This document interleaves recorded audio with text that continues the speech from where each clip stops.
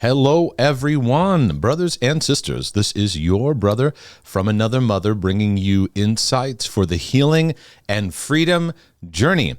And that includes working through mental health, emotional health, relationship health, because isn't that what this journey is really about? Seeing those areas of our life enhanced. God is relational. And so he wants to have a fruitful relationship with you and I, and that we learn to see ourselves through that lens and learn to interact with other people out of that. So I pray that our resources are a blessing and encouragement to your life and to your journey. And if they are, you can go to markdejesus.com. You can check out all kinds of stuff. There's a topics button that takes you to our resource library page. There's books, there's courses, there's so much more. So if questions arise, and they do, go to the website first and see if there is something that addresses that. Because I do find a lot of questions that come in. I've already addressed it in numerous different ways and fashions. So you can check that out. But today I want to get into a brief question, but I think in looking through it, it's worth going over to bring out some areas that I think are important for your life and for your journey. Where I'm at right now, it is raining. There's a little bit of, I don't know if there's some thunder or some wind going on. So you may hear some of that from time to time. And if you see the camera shake, I may be under the midst of a storm. So bear with me everything should be all right. Everything should be all right. But let me get right into the email, because it's going to talk about workplace stuff, perfectionism, things like that. Thank you so much for your broadcasts and books. That's awesome. It's great. Thank you for sharing that. I have listened to you nonstop for several weeks and recommend you to my best friend who is also dealing with similar issues. Well, if you're listening nonstop, I hope you're still able to get to work and do other things. And I hope that you sending this to your best friend, I hope you're still best friends and in sending them the resources that we put together. You and Melissa are such a blessing. Thank you so much. It's always an honor to be able to share stuff that lands with where people are in their journey. And just if God can use what I've been through, if he can use the hell I've been through to bring some heaven into your life, that's amazing. And I believe God will take some of the hell you're going through and bring heaven into those areas to bring heaven into other people's lives. So more and more people can have heaven of a days, right? A bit of background. I am 39 years old. And I was raised on the mission field by loving but emotionally neglectful parents. Mission work came first and never taught me how to deal with negative emotions. I think this is important to pay attention to, because you're going to get into what you struggle with. And I there's a lot of times where we say these statements, loving but emotionally neglectful parents. Here's what we often mean when we say this. Loving meaning the house wasn't filled with screaming and rage-filled episodes every day. We had food on the table. It wasn't utter chaos, right? Because when we go, I lived in a loving but emotionally neglectful parents. Okay, so for some people, it's like, what is, we're in this conflict of like, what were we raised with? And again, your family upbringing is not about it being all evil. It's not about it all being just perfect. It's flawed. And if you can see it for what it is, it'll allow a lot of healing, because the big thing that you're mentioning here, emotionally neglectful parenting, is a massive, massive problem. I don't think there are too many people I work with that I don't see the mark of neglect on their life, where there is emotional needs that were not met, emotional equipping that was not met. There's a lot of stuff growing up you didn't even know you're supposed to share. I had significant areas of my emotional life. I was a very sensitive kid growing up, so I felt a lot of things. I remember feeling waves of what I would now call like depressive kind of swells come up in me in my early ages. We're talking, it's hard to sometimes track actual age, but 6, 7, 8, where those moments where you just feel that like, and you don't know what to do about it. You feel this fear, this darkness, this dread, and you don't know what to do about it. There wasn't like hey, let's talk about your feelings, talk about stuff. And a lot of people in Christian homes, especially if you did, there was a quick like scriptural prescription given to you.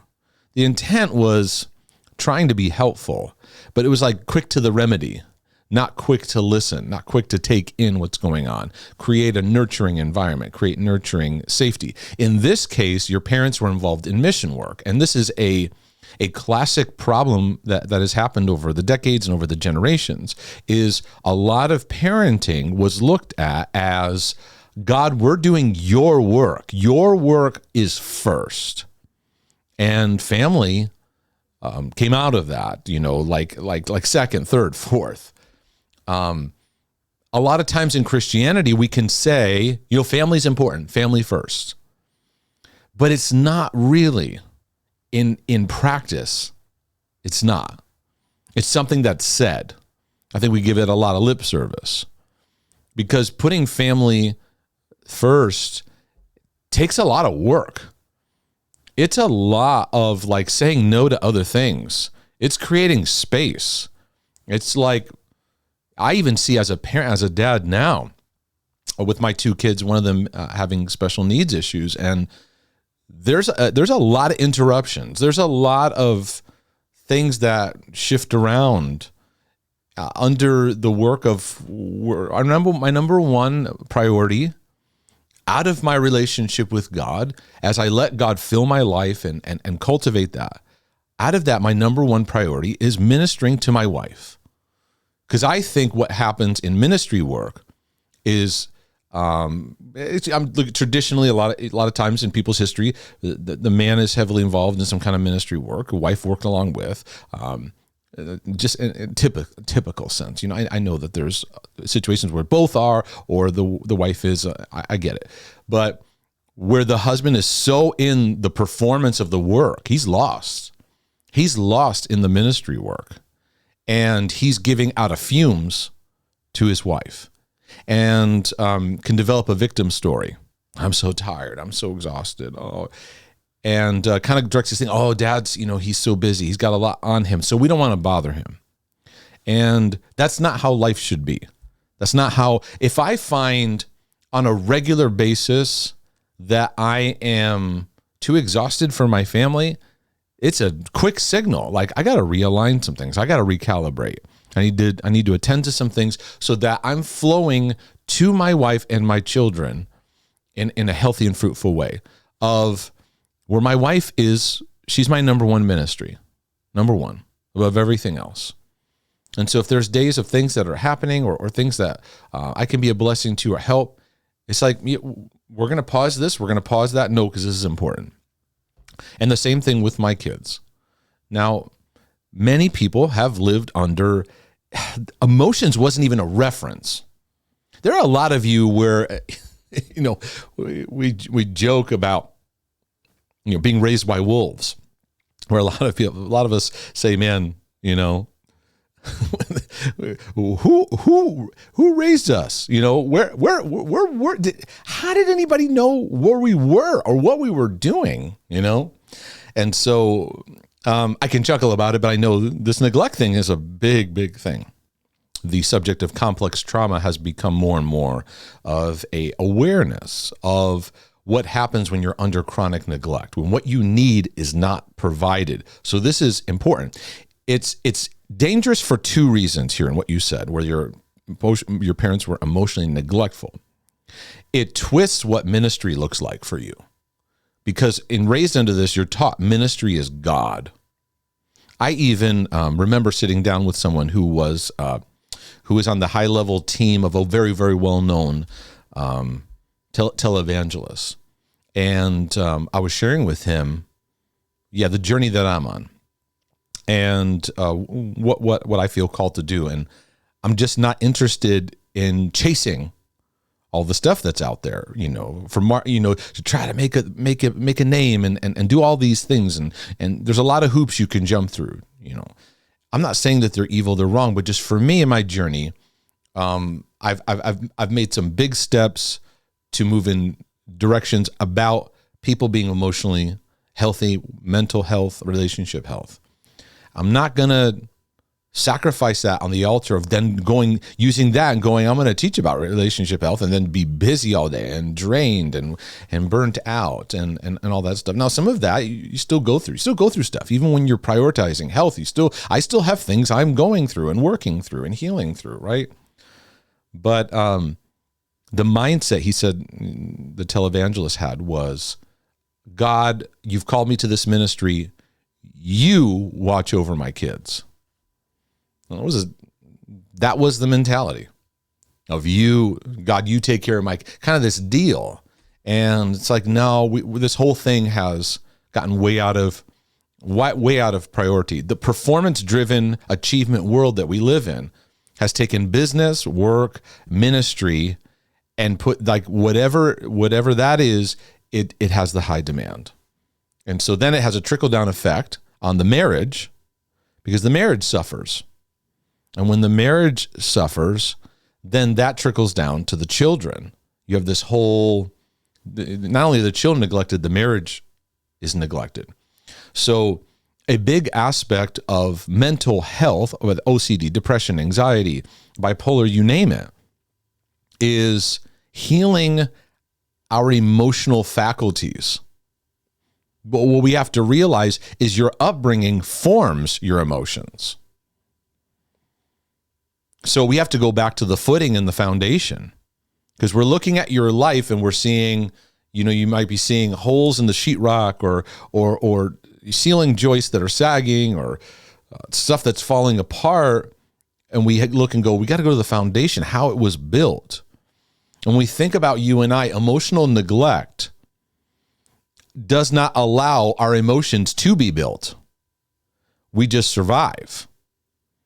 So difficulties, stressors, struggles in life, there's no reference of how to walk and navigate through that and be able to process that. Neglect is a very, very significant thing. So it fuels many of the struggles that we have, and we'll get into them in the next sentence you have here. You said, as an adult, I deal with situational depression. And from what I understand, situational depression, you can have some different names. It can kind of come out of response to traumatic seasons or difficult seasons you've been through, adjusting. So that emotional neglect will definitely fuel that. You deal with anxiety and OCD, especially in relationships. So I don't know if you're single or if you're talking about friendships or just everywhere. This relationship OCD is a big one, and it's one that I've talked about significantly and will continue to, and will get the message out more and more because, when you are emotionally neglected, it hits your safety development, hits your ability to feel safe and to emotionally develop and to, on a daily basis, nurture yourself. Know that I'm okay. I'm going to be okay, right? But relationship OCD is perfectionism that's gotten so intense that it looks for flaws in the relationship as reason to bail out. So it could be a dating relationship. I like how he looks, or he's got weird shoes, or he said something weird, or maybe he's not as devoted to Jesus as I am. Or it can go into friendships where, I don't know, this person's not really as dedicated to God as I am. They don't have the standards I carry, and these things. And although some of that is understandable, but when you're doing that at a chronic level and consistently, and it doesn't allow people to get into your life, there's an intimacy fear.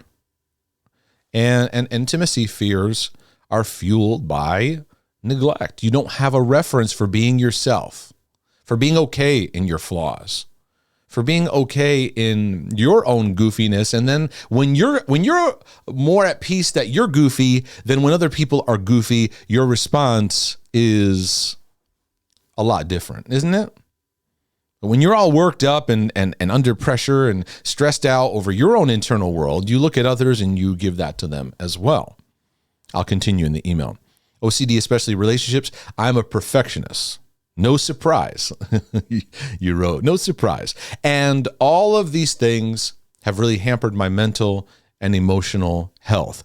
One of the classic survival mechanisms of neglect, emotional neglect, is perfectionism. And I talk a lot about perfectionism. I'm spreading the word about it because people need to understand perfectionism influence. Christians are very prone to perfectionism because you read the law, you read the scriptures out of a law-based mentality. You read it out of performance, rules. I got to get all the things right, get my questions right. It's that just right thinking. I got to get things just right. And there's no allowance for weakness, flaws, and recognizing that you're working through sins and struggles and bondage on your journey. There's no room for it. So perfectionism is a survival mechanism coming out of neglect, because in neglect, you have to develop this mentality of I'm on my own. You don't consciously say this as an 8-year-old. No one's here for me. I guess I'll have to do this myself. It becomes this, I guess I'll use the term unconscious. It's an emotional survival mechanism that comes in. So I got to do things and I got to do it right. So the pressure's all on me, because when you're not feeling safe, you look around, there's not a reference for you of what to hold on to. So you put the pressure on you. So the primary pressure is internal. You could have pressure from outside, certainly. Work, and we'll get into your job in just a second. Work, friends, stuff. But when you grow up as an adult, now you're in your 30s, going into your 40s, the pressure's internal. It's you against you. So you have an inner critic that screams at you all day. The inner critic rises up out of your neglect, your emotional neglect. So that statement that you said, emotional neglect, mission work came first. And a lot of children raised by ministers, pastors, missionaries, have experienced significant neglect. And the underlying premise is suck it up for the name of God. So don't fuss about it. Everybody just suck it up. Because we're doing the work of God. And I bring to you the work of God is your marriage.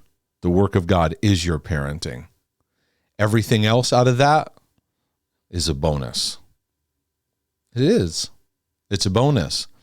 But in modern living, we've really elevated this, like, I got to go to the world. I got to do I've sat down with many people who have that, I got to think big, go to the world. And how's your marriage? Oh, we can't stand each other. Oh, okay. But I'm going to this other country for Jesus. I'm like, oh, okay. It's not a condemning thing, but it's like we've got real twisted values. Anyways, I'm on a tangent here. The perfectionist lives out of, I got to keep things together. I got to do things on my own. I lived with that vow, with that kind of guiding message. It's on me. So that's a major stress right there. That's pressure. I got to do it just right, because if it doesn't go just right, it's back on me. So there's more pressure. I got to be right before God. Pressure. Make sure I do things right before God. Pressure, pressure, pressure. Wherever you follow a perfectionist, you will find pressure. I'm in the middle of writing my next book, Lord willing, Creek Don't Rise, and it's going to be on OCD. As of right now, that's where it's headed. And I find myself struggling in one aspect of it because there's so much I need to say about perfectionism. It's like, it's going to have to become its own book. So you're going to have to pray for your brother from another mother, because I start in something and I go, oh, now this is a whole thing. Okay, stay back here on this, on this subject, because perfectionism drives so much of what is in modern Christianity. It really does. We don't see it because we think of perfectionism as only high achievers. That's just one aspect of it. But you use this as a way to survive. Perfectionism is deadly for mental health. It just is. It's a killer. But it's socially acceptable. It's Christian acceptable, quote unquote, because Christians who have perfectionists, they show up, they put a lot into the church, they give a lot, they do a lot, they offer a lot because they hold us a very high standard internally, but they're under a lot of pressure. And they have a heavy inner critic. They go around with this saying, no one's harder. No one,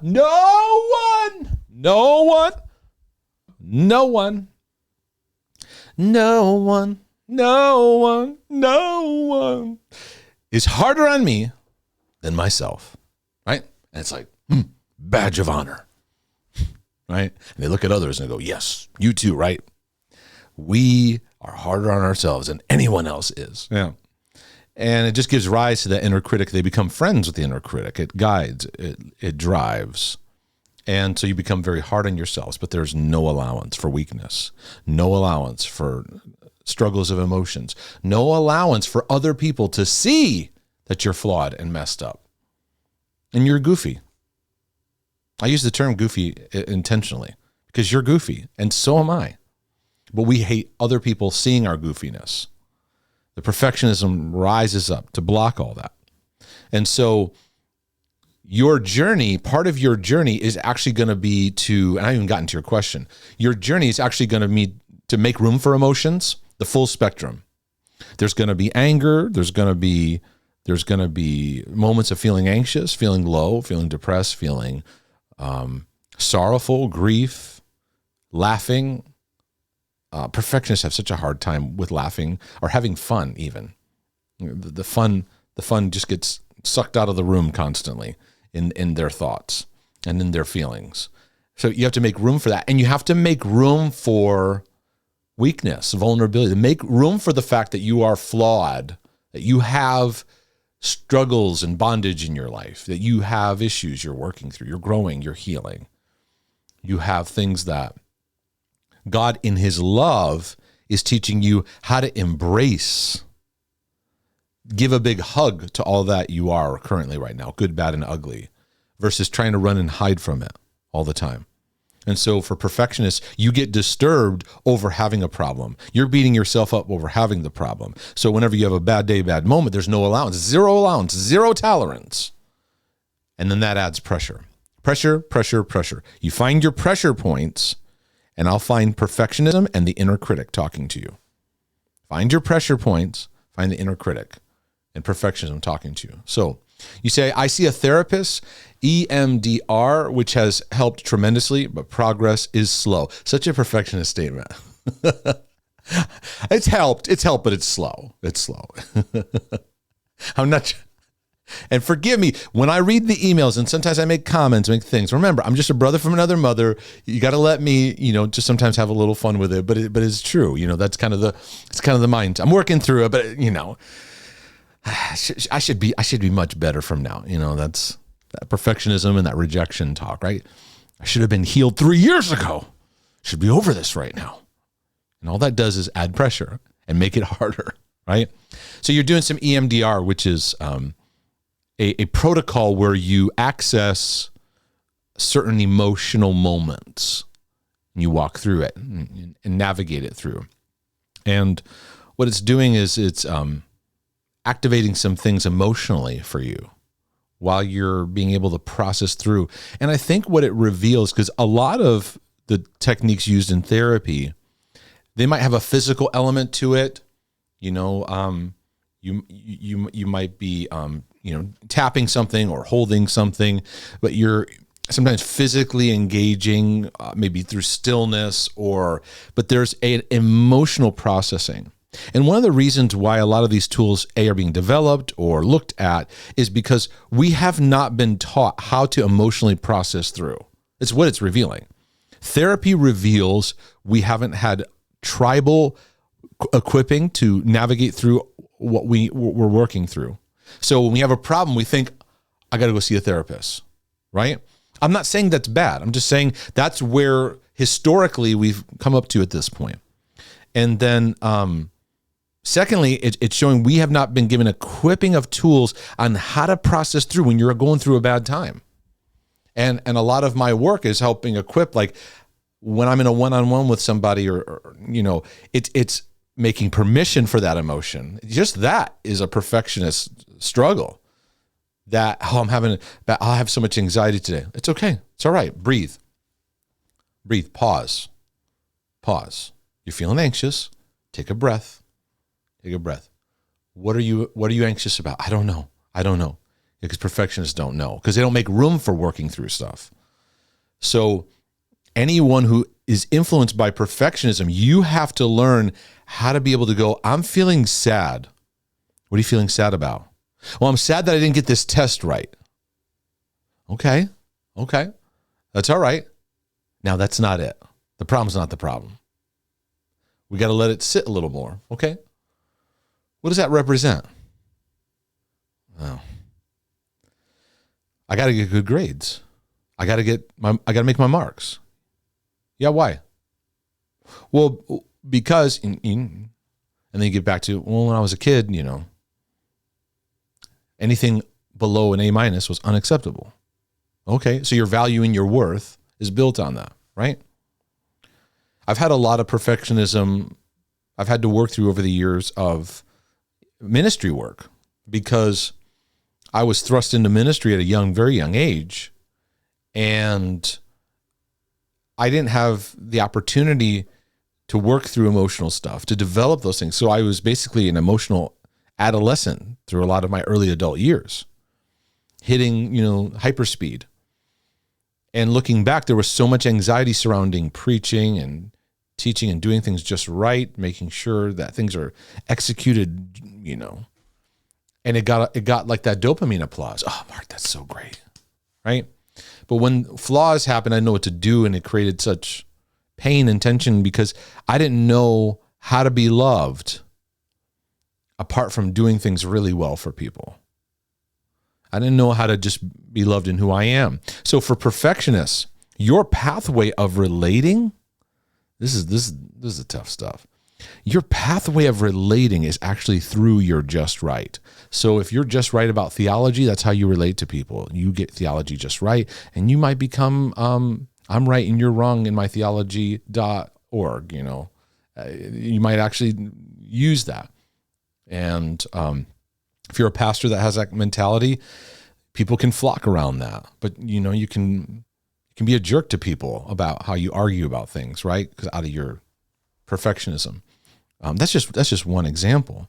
So in your work, it's like you stand on your work. And we have a hard time not seeing ourselves apart from our work. We think who we are is what we do. We get locked into that. That's identity. So I've gone through seasons of my life. I remember when I started Turning Hearts Ministries, it didn't start very quickly at all. In fact, I was without income, had to go into construction work. I had to go do other jobs for many, many seasons. I hated it at first. And then I leaned into it because I needed to learn how to see myself apart from the identity of ministry, because my whole life, that's how I related to the world around me. I was nothing without it. Is it all right for me to be honest? Is it all right? Is that okay? I believed I was nothing without it. And so that perfectionism fuels that OCD. And all of this that you're sharing with me is showing me, you need support to process through emotions so that you can identify things and then make room for feeling through them and grieve. Because once we identify emotions, especially the difficult things that bring sadness or heartache, we have to allow ourselves to grieve. And this takes time. And for perfectionists, it'll take way longer than you plan or think. And when you say, it's okay that I'm not okay, a lot of great things are going to open up.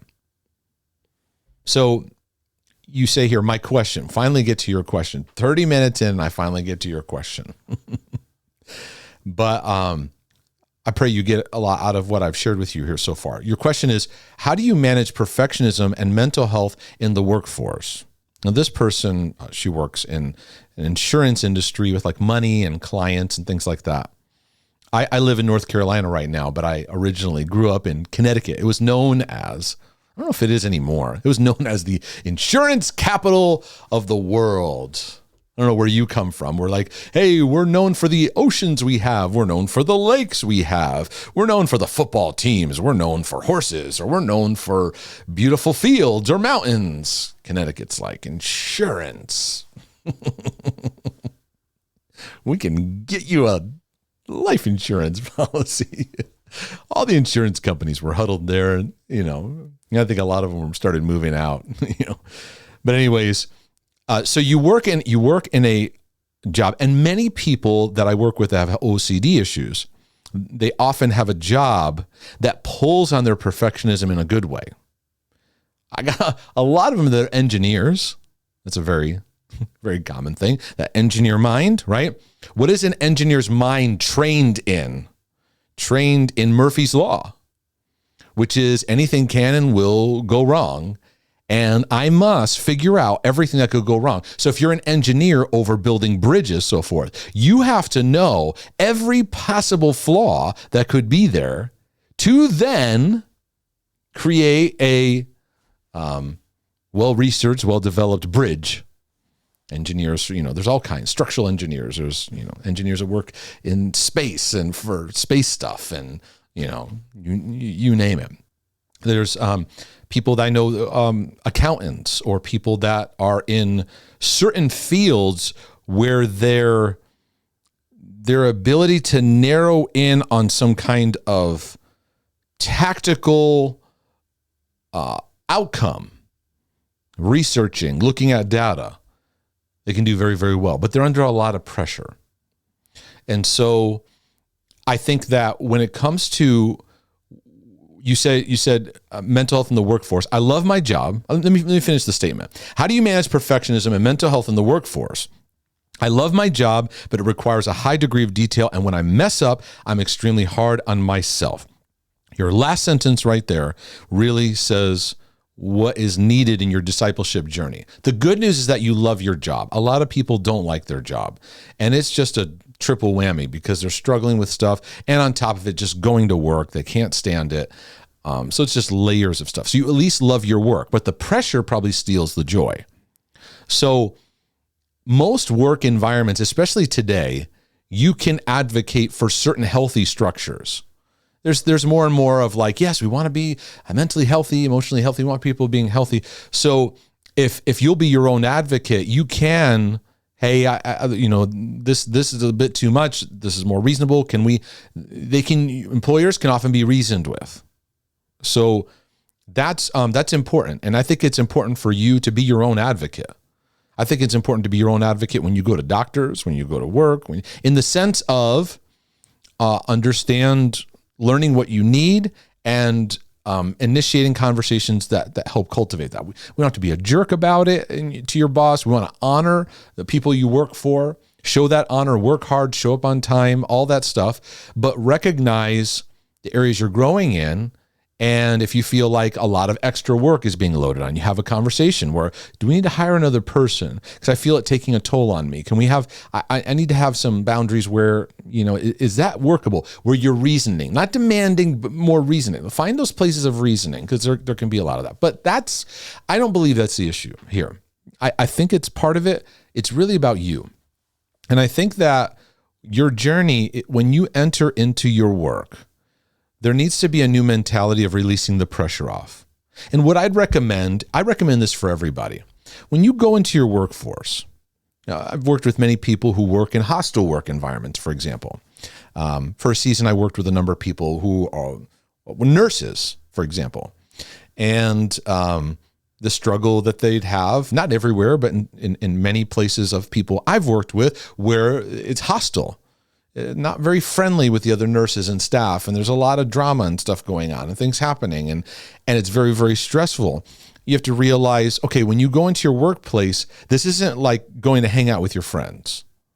For a lot of believers, especially, you go in, it's like, they're not believers. They're not. Now, they may be not giving me a hard time about it, but there can be a lot of hostile factors you're working through as you go into your workplace. And understand you're there to do a job.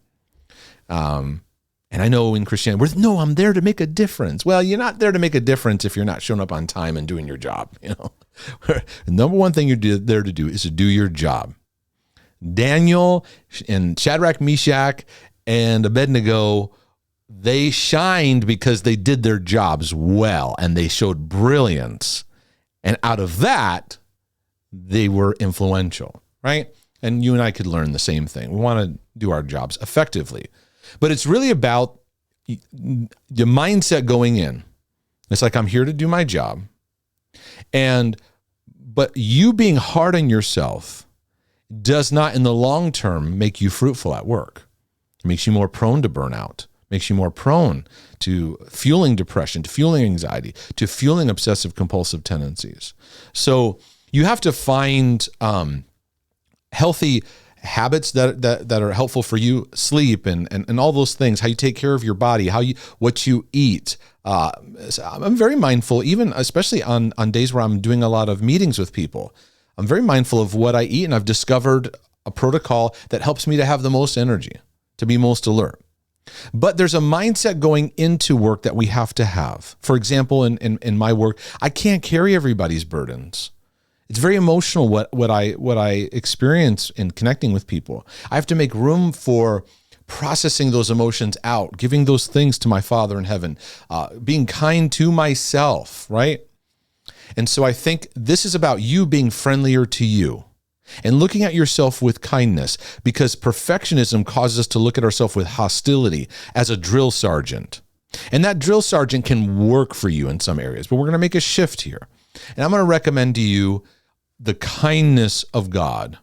So when you approach your job, that maybe you have on your way to work, if you're driving there, you have a little routine where you just have a little conversation with your Papa in heaven. And you say, you know what, Father, you love me today. And before I enter into the office, I just want to give all pressure to you. Now, this is something that I do. I give all pressure to you because in you there is no pressure. There is no pressure in you. You're not putting pressure on me. Your yoke is easy. Your burden is light. So I'll take that today. I give all the people I'm going to talk to and interact to you. I'm not the Savior. I'm not their Savior. And this applies to you even though you're working with data, or you're working with clients and money and stuff like that. God, I give all the people I'm working with to you. And so what you want to do is you want to set your state of mind to the best you can. It's not going to be perfect, but to the best you can, of a more gracious state. So you're not spending so much energy throughout the day getting all worked up. And I found this when I was writing books. And I even got some counsel for this. Because when I was getting into writing books, I loved writing books. And I was like, wow, I'm so excited about this. But I'd sit there and write for an hour, and I would get excruciating headaches, and my eyes would hurt. And I was just like, just like, am I under warfare right now? Well, there's two things I discovered in the process. One is I needed glasses. My left eye, there would need a prescription for my left eye. And so what was happening is it was like a camera lens constantly adjusting, creating strain. So that's out of like just loving, hey, what do I need to learn here? So getting glasses, that helped. But the second one was major. I'm coming under pressure as I'm typing. The pressure is rising because pressure is subtle. Pressure comes in and it sneaks in there. And so I'd be in the middle of typing, and all of a sudden my back feels tight, my shoulders feel tight, and all of a sudden. So I created these helpful rituals for me. Helpful rituals, not obsessive compulsive rituals. Just, Father, I give this to you, and I release all pressure right now, and I choose to connect to the enjoyment of this. You say you enjoy your work. You love your job. So connect to enjoyment, because anything you do, joy gets stolen by perfectionism. And so I'm constantly connecting to the prayer of joy. God, Father, I want to engage your joy in this moment. With my kids, help me to engage in joy. Many of you know I love doing yard work and stuff like that. I can get out there working in the yard, and I'm putting some dirt down or whatever, and something doesn't work right, and I'm getting all knotted up, and it's like, I'm all stressed out, and and the kids need me, and I'm like, what? I'm all hostile. Like, wait a second, I like doing this. So this is what I do. I go, time out, De Jesus, time out. Father, this is something you've given me to enjoy. And I reset. There's no pressure in this. And I'm going to be loving and kind to myself. Sometimes I'll be working on a project and I make a mistake, and I'm tempted to get irritated. No, There is no failure. There's just learning. It's not about being a failure. We're so afraid of failing, right? As sons and daughters, it's not about failure. That's a slave mentality. That's spiritual slavery. Paul said we're out of that. We're freed from that. We're sons, we're daughters. And as sons and daughters, it's only learning. It's not about failure. It's only learning because God's redemptive, right? God works with your strengths and your weaknesses. He'll even use all your worst mistakes of the past as a part of the package of what he's doing for your future. That's a perfectionist's worst nightmare, though, at first. Oh, we want to run and hide from our mistakes, right?